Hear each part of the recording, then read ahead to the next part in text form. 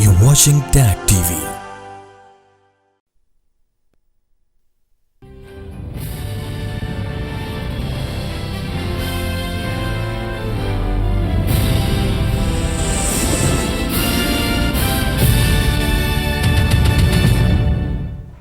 Good evening. Welcome to South Asia Newsline. I'm Lipakshi Khurana.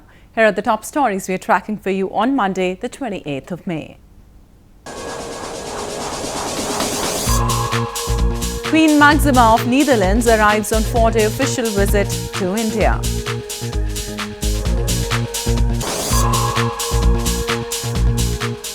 Former Chief Justice Nasirul Mulk named Pakistan's caretaker Prime Minister.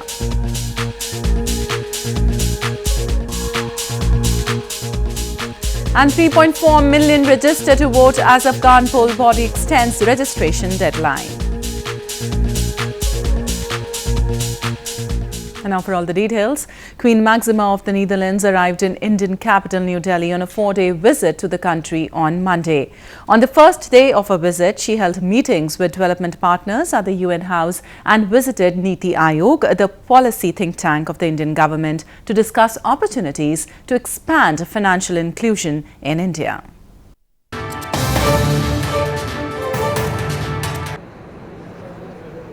Queen Maxima of the Netherlands arrived in Indian capital New Delhi on a 4-day visit to the country on Monday. Her visit comes just days after Netherlands Prime Minister Mark Rutte visited the country. The Queen, who is also the UN Secretary General's Special Advocate for Inclusive Finance for Development, began the first day of her visit by taking part in a meeting with development partners at the United Nations House. Later in the day, she also visited Niti Aayog, the policy think tank of the Indian government, to discuss opportunities to expand financial inclusion in India. India and Netherlands have a bilateral trade worth $5.39 billion. It is also the fifth largest investor in India with a cumulative investment of $23 billion for the period 2000 to 2017. In news from Pakistan, after several rounds of talks between Pakistan's Prime Minister Shahid Khaqan Abbasi and opposition leader Khurshid Shah, the two sides announced the name of former Chief Justice Nasirul Mulk as the country's caretaker Prime Minister on Monday. This was the sixth meeting between the two, with the previous 5 ending in a deadlock. Mulk had served as the 22nd Chief Justice of Pakistan after his appointment in July 2014.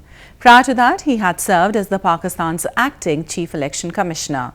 The current government is expected to conclude its 5-year term on May 31st, after which the caretaker government will take over to hold the general elections, which are expected to be held in the last week of July or the first week of August. The caretaker Prime Minister will lead the interim setup and attend to day-to-day matters of the governance.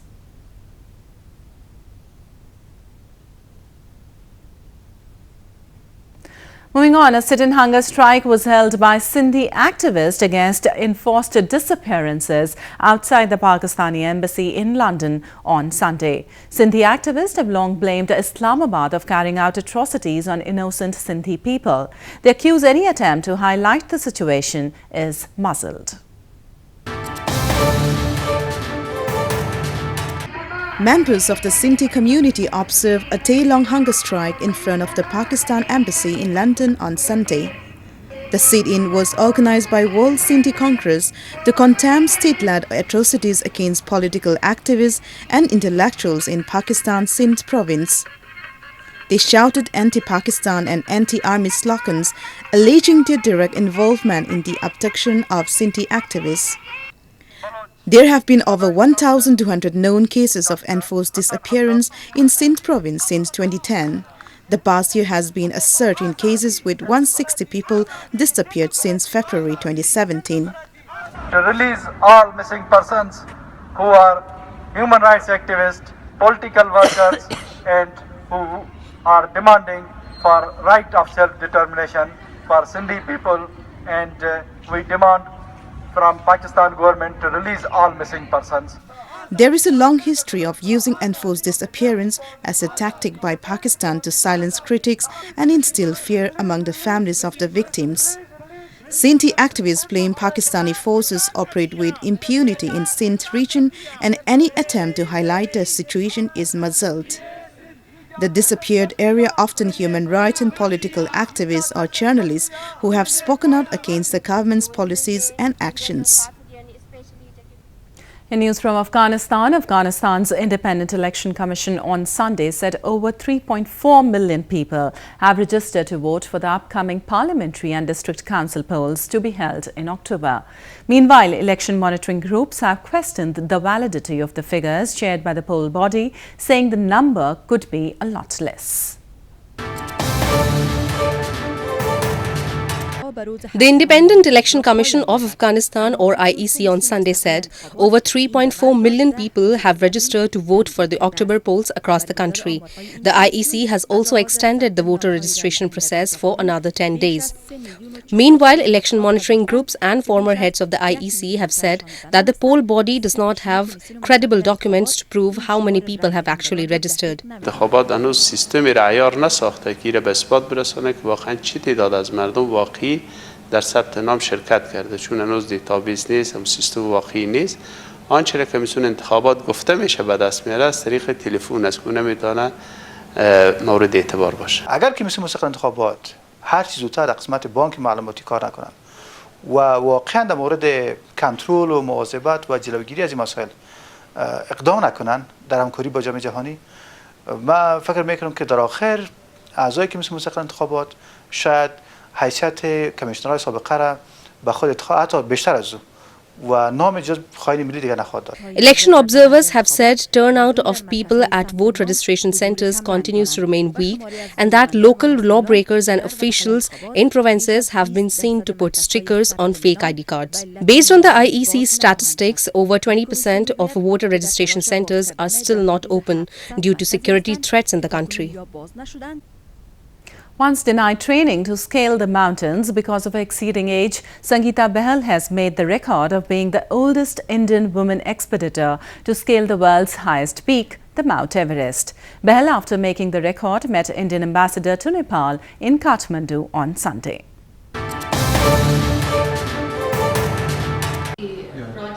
Oldest Indian women to scale the Mount Everest, Sangeeta Bahal from India's Jammu and Kashmir province met Ambassador of India to Nepal Hardeep Singh Puri on Sunday. Bahal was once denied training to scale the mountains because of her exceeding age, as she had already crossed the age of 40, the age limit set for the training in India. But she didn't lose hope and her confidence and started working out on her ambition soon after. The 53-year-old was accompanied by her husband to meet Ambassador Puri. Bahal's husband had also climbed Everest in 2016. This has never even come to my mind that I was 50 plus. People till today tell me you don't look 53. So age is just a number. So I have never let limitations crowd my mind. I think the main thing that we have to understand today is that a man and a woman is equal, and any opportunity which a man wants to take should also be given to a woman. We both wanted to climb, and we've both been a tremendous support to each other. With her hard work and dedication, Bahal has now conquered 6 out of the 7 highest peaks of the world. Earlier in May, a climber from India's Haryana province, Shivangi Pathak, became the youngest Indian to achieve this feat. The holy month of Ramadan has spurred the scale of vermicelli across India. Ramadan is the 9th month of the Islamic calendar. During the holy month, Muslims observe rigorous day-long fast and end the day with lavish meals.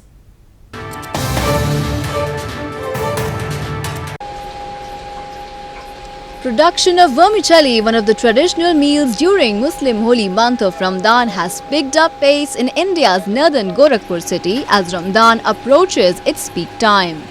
Falling short of people to work, the existing employees in the vermicelli factories are working round the clock to make the festive month sweet for the revelers.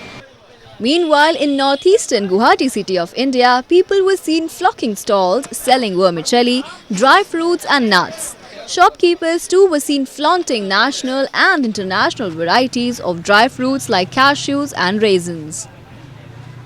Ramzan में नया में हम लोग आया है, खजूर आया है, सेवई आया है, किशमिश आया है, काजू आया है, बादाम आया है। सेवई आया है बनारस से, पटना से, कलकत्ता से, बंगाल से। खजूर आया है सऊदी अरब से, ईरान से, इराक से। बहुत सा क्वालिटी खजूर आया है, नॉर्मल में भी आया है और कॉस्टली में भी आया है। सेवई भी नॉर्मल भी है, कॉस्टली भी है। Ramadan is the 9th month of the Islamic calendar. It involves rigorous fasting for about a month. Devotees eat sehri, a pre-dawn meal, and break their day-long fast with iftar. Festive foods like dates typically serve as appetizers before a lavish meal is served after sunset. A group of women performed a form of martial arts in India's southern Kerala province recently. The form, known as Kalaripayattu, is the oldest form of fighting that originated in the province. Women are taking up the art to learn self-defense and also because it has health benefits.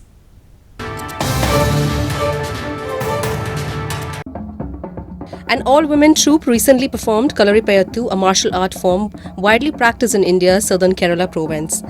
Kalaripayattu is the oldest form of fighting which originated in southern Kerala province. It is the oldest fighting system in existence, which includes strikes, kicks, grappling, preset forms, weaponry and healing methods. As I said, it's not only physical training, but it's also the mind. You're getting stronger from the mind and focused, and yeah, it's just, I love it. നമുക്ക് ഒരു മാനസികവും ശാരീരികവുമായിട്ടുള്ള ഒരു ധൈര്യമുണ്ട്. ഏത് രാത്രിയിലും നമുക്ക് ഒന്ന് ഇറങ്ങി നടന്നാൽ ഒരു പ്രശ്നവുമില്ല. എൻ്റെ സെൽഫ് പ്രൊട്ടക്ഷൻ എൻ്റെ കയ്യിൽ തന്നെ ഉണ്ട് എന്നുള്ള ഒരു വിശ്വാസം ഇതിലൂടെ വന്നു ചേരുന്നുണ്ട്. Earlier, women used to be very much involved in Kalaripayattu, but the number grew thin with time. With the changing time, women again coming back to the traditional art, as with self-defense, it also has health benefits. In recent years, efforts have been made to popularize the art, resulting in it crossing boundaries to join the league of other martial arts across the world. A doctor in India's western Pune city is providing free treatment to the homeless. The doctor visits shrines and gives free checkups and medicines to the needy. His main aim is to urge the homeless to work and become self-dependent.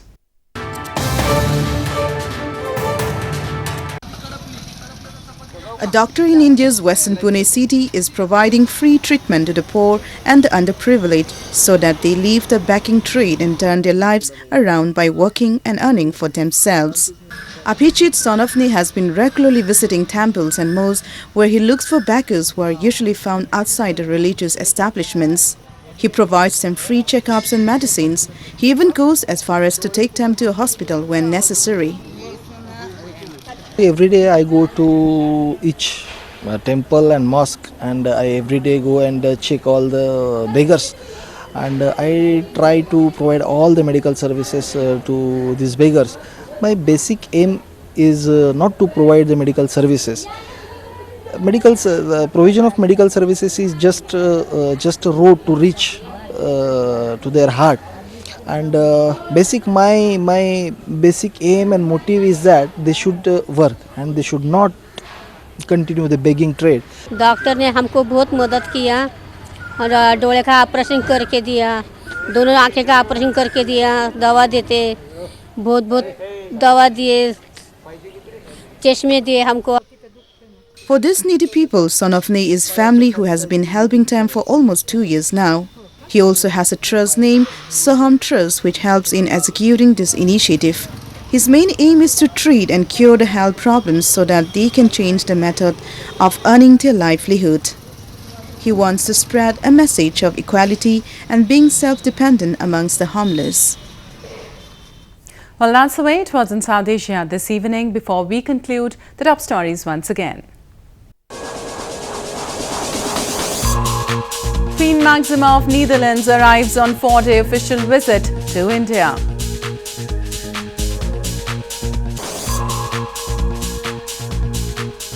Former Chief Justice Nasirul Mulk named Pakistan's caretaker Prime Minister.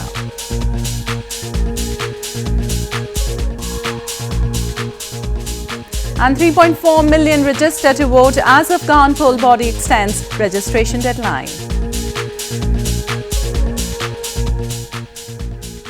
Now our viewers can watch the show on SouthAsiaNewsline.com. You can also visit us on Facebook.com/SAsiaNewsline and follow us on Twitter @SAsiaNewsline.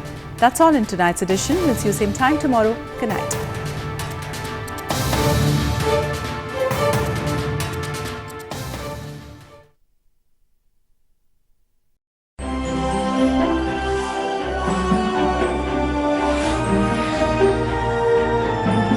You're watching DAC TV.